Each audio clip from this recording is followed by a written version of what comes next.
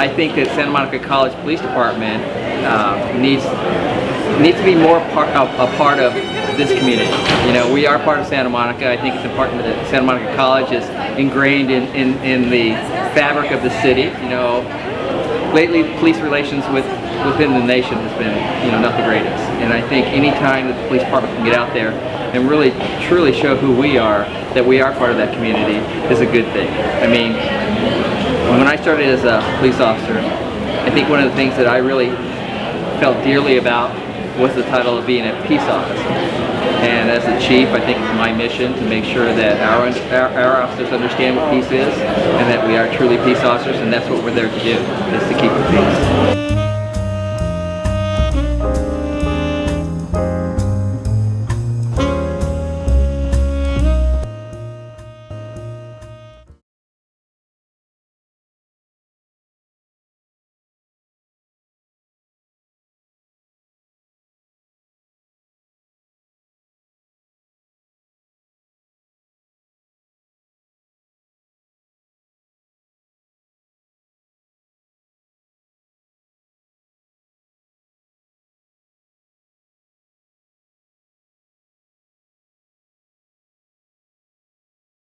Over 3.2 million students are victims of bullying each year. Physical bullying increases in elementary school, peaks in middle school, and declines in high school. Verbal abuse, on the other hand, remains constant.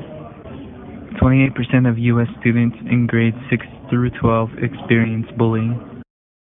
One-third of girls and one-fourth of boys reported weight-based teasing from peers, but prevalence rates increase to approximately 60% among the heaviest students. The most common types of bullying are verbal and social. Physical bullying happens less often. Cyberbullying happens the least frequently. Most bullying takes place in school, outside on school grounds, and on the school bus. The percentages of individuals who have experienced cyberbullying at some point in their lifetimes have nearly doubled, from 18% to 34%, from 2007 to 2016.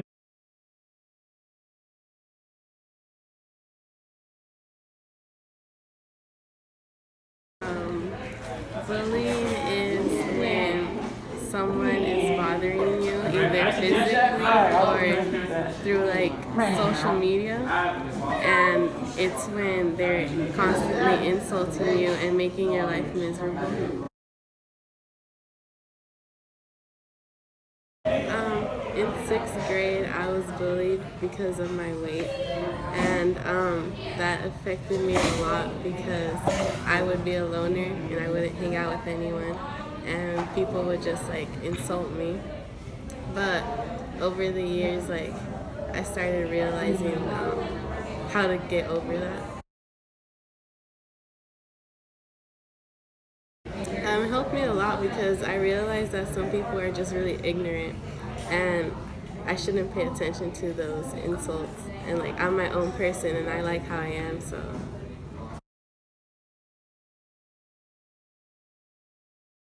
Growing up, bullying was something I thought only existed in television. I would watch TV shows like The Simpsons have characters like Milhouse being bullied by characters like Nelson. I thought that bullying happened more frequently in the time before I was born, when there were a lot more ignorant and narrow-minded people.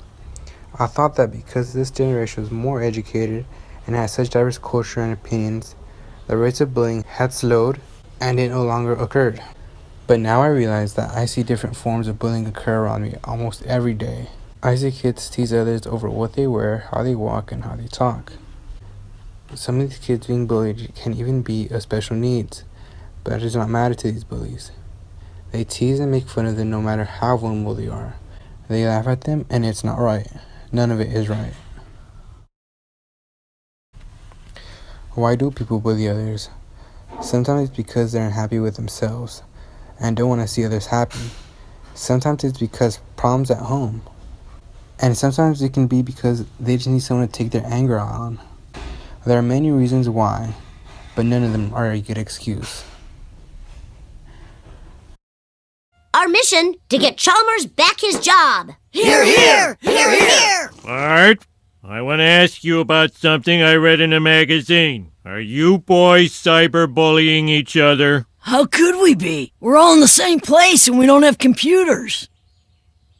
Marge, I parented! That's great, homie. Come have some ice cream on a brownie. Later.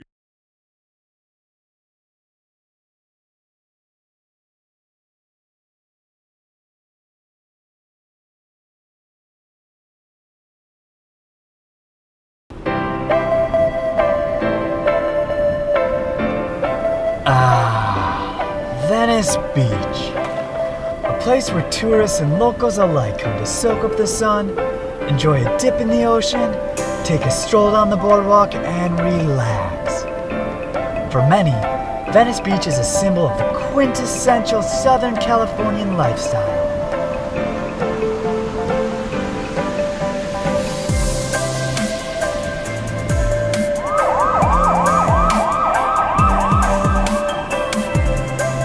But for others, it can be seen as a home, a place to be left alone. It can also be seen as an eyesore and a dangerous place as the ever-growing homeless population increases. As a pseudo-homeless person myself, I became increasingly interested in this way of life and set out to do a little investigating. Is life a privilege or a right? Either way it goes, if we don't opt into what's going on, where do we have the right or the privilege to go exercise it? Well, there is nowhere. Alright, what's your name? Malachi. Shaka Zulu Chichi Yani, aka Cleophas C. Clark. I was in San Francisco. I was living on Haight Street, and then one day I was like, I'm gonna go to the beach. So I went to Santa Cruz, and I haven't left the beach since. I hitchhiked. I lost my place in Portland. A friend of mine paid to get me out of there because I had a really bad addiction to heroin. I'm not doing it anymore. Since I was 8, I used to sleep on the top of the substation. You know, so this is home. To me, it's not being homeless. This whole keep a tent, keep a heated space mat. I keep like 4 or 5 big ass fresh comforters. I keep blankets, pillows, and all that stuff. Cooler with a little radio on it. I mean, I apologize about the look and stuff. I think there's categories of homeless, though. That's the thing. There's homeless, and then there's the criminally insane. Yeah. Those are the ones you have to be careful with. There's 3 types of people. People who choose to be here, people who are schizophrenic, and those who want to prey on the other 2. And that's it. I'd say knock the doors of the churches down. The churches are stealing from the poor people, and they should be opening the doors up and letting all the homeless people sleep inside the churches when it gets cold at night. I got through in the little trunk after being hit with a cat tranquilizer. Woke up with a tattoo and a whole different state. Can I ask why that happened, or you just... Because I was getting my reservation pay. I had finally graduated high school, was going to Santa Monica Community College, transferring to USC, and getting ready to teach at UCLA the hip-hop Tupac Machiavelli class on slang. So, you know, everything was rolling the right way for me in my life. A lot of people didn't want to see that. If you take a consensus of the people on the beach right now, if you walk and do a count of every female on this strip of grass, there are 2 that are not schizophrenic. What do you think about the homeless situation and people living on the beach? So it's getting worse and worse every day. It's not good for the business. People walk by the shop and instead of looking at our bikes, they look at the homeless stuff, and it's not good. I mean, I don't think it really affects store owners, you know, because, you know, I mean, very few people come in and, you know, just chill out, but usually, you know, they just stay over there, you know. Yeah. They don't really bother people so, on this side. Okay. Yeah, you know, they don't really bother people like that. This is Venice, so there's always some kind of mayhem going on. It's not necessarily always the homeless. If you are healthy, I don't see why you can't try and get your life together. I mean, being homeless, you know, you gotta try to figure stuff out.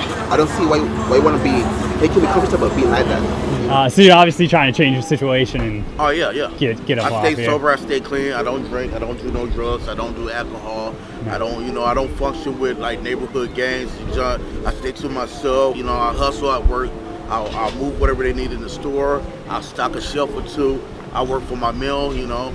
They never saw me sitting here stealing nothing or taking nothing or trying to sell drugs, you know, just to survive. I get up and work. To support myself, because I don't steal from stores or corporations. It doesn't matter. Either way you're taking from someone's mouth. You know, so I go around, I dumpster dive. I just being a human with you know, a sense of my surroundings. I'm not just a consumer, you know. I pick most of the stuff up to help people out with. I'm a 10-time drug felon, so it makes it hard for me to find work. I mean, people assume that it's so easy to get a job and this, that, and the other, but it's not. They make it harder and harder for you each and every year. People don't realize that we're just like them. Yeah. The only difference is we fell on hard times. So, you know, people that weren't homeless 10 years ago are homeless now.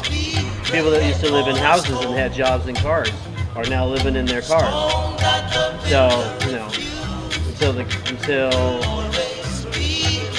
government just doesn't work really for the people as much anymore. It's a real simple situation. It's a real simple solution, but they won't do it because it cuts out more police enforcement and more funds to it, taxpayers' money. Yeah. I lose my life, I lose my family, separated from my children because of 9/11. You know, my husband came back, PTS, the whole 9 yards.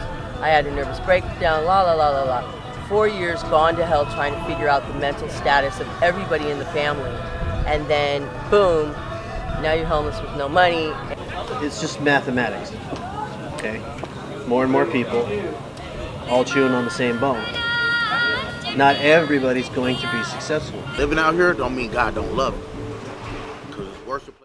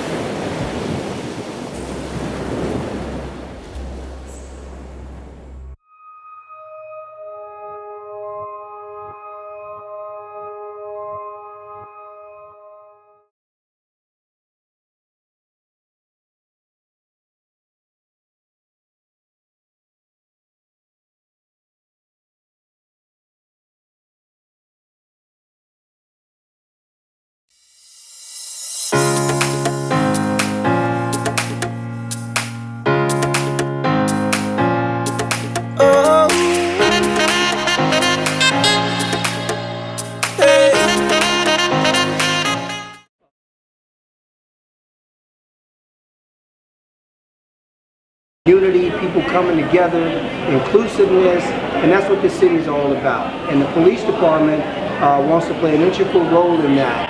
And that's the true essence of community policing. Blink and smile and I was on cloud nine, Lord.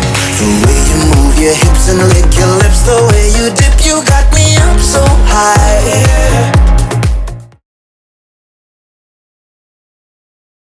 I salute the city, salute the organization putting this event on every year, and it could not come at a better time. And girl, you got that body with them curls like a Bugatti. I just wanna drive, oh. And girl, you know, round and round your love, it winds me up like a hula hula hoop, hula hula hoop, oh. Round and round your love.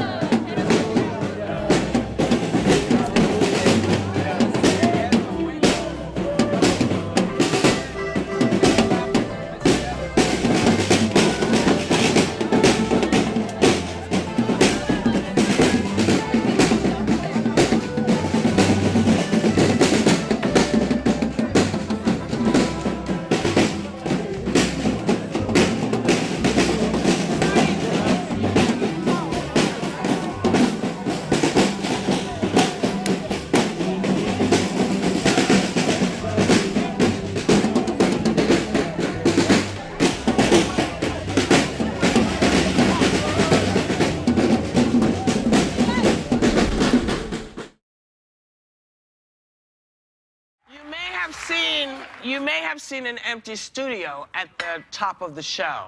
And that's because today is a day without immigrants across the nation, with shops and restaurants closing in solidarity. And since every one of us, and probably everyone in the audience, is either an immigrant or the child of immigrants, we wanted to show you what this particular show would look like without any immigrants. What does a day without immigrants look like on Alvarado Street, normally one of the busiest areas of Los Angeles, full of street vendors and street life? Well, as you can see behind me, the stores are shut in protest. Just like any other part of the city. It's just a little bit busier than what it is today. It's just another branch of the city of Los Angeles. I'm day off today. I'm Uber driver because, something happened today here, for immigrant people. All the Alvarado is closed. A lot of Spanish people not working today. You know why? Because he's protesting on the front.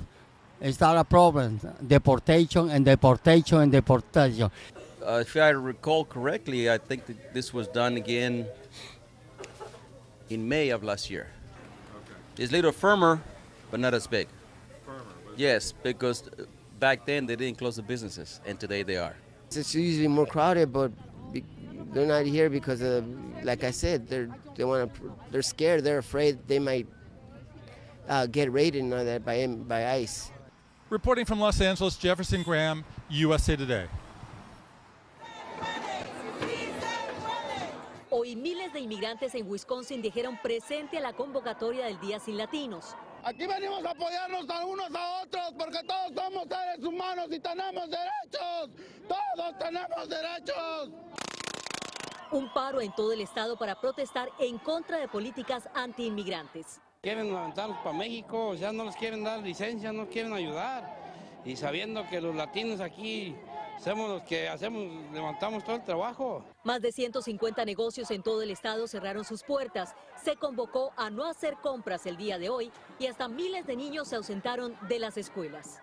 Queremos un mejor futuro para nuestros hijos y como nosotros no tenemos papeles, nos puede perjudicar mucho.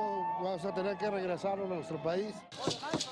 El mensaje fue también para el alguacil del condado Milwaukee, David Clark, quien quiere acogerse al programa federal 287G para que sus oficiales se conviertan en agentes de inmigración e ir tras la cacería de indocumentados criminales. No somos delincuentes, venimos a tratar de darles una vida mejor a nuestros hijos y no somos ningunos delincuentes. Por eso rechazamos esa política, decimos fuera, Clark. Organizadores aseguran que el impacto económico se hizo sentir en el estado con este paro. Ahora se piensa en aumentarlo. Hoy es un día, una semana, un mes, 3 meses. Vamos a detener esto. Vamos a hacer un paro nacional.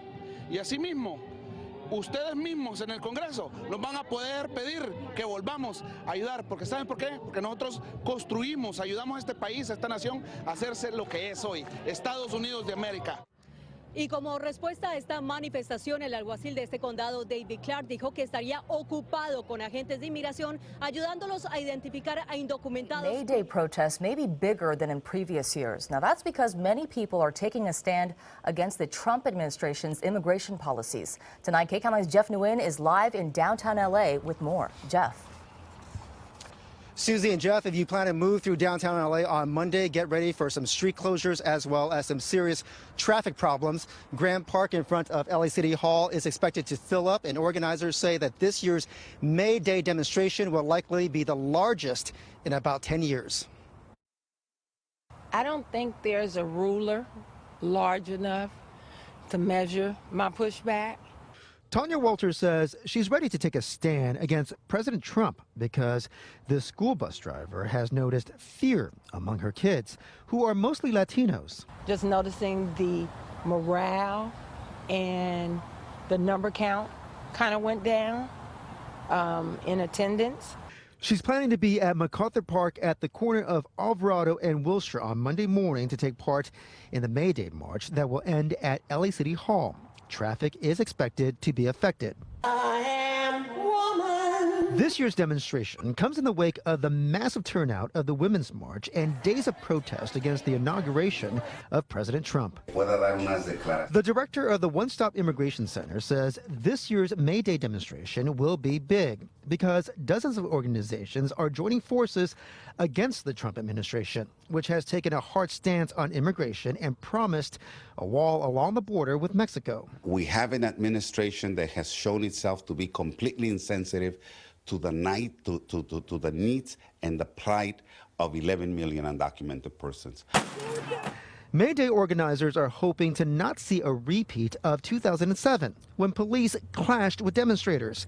The LAPD says it will have maximum deployment to keep the peace. Officers will protect everyone's rights to demonstrate, but they warn protesters who disrupt traffic will face arrests. This is a celebration, not an occasion to have things get out of control for any reason.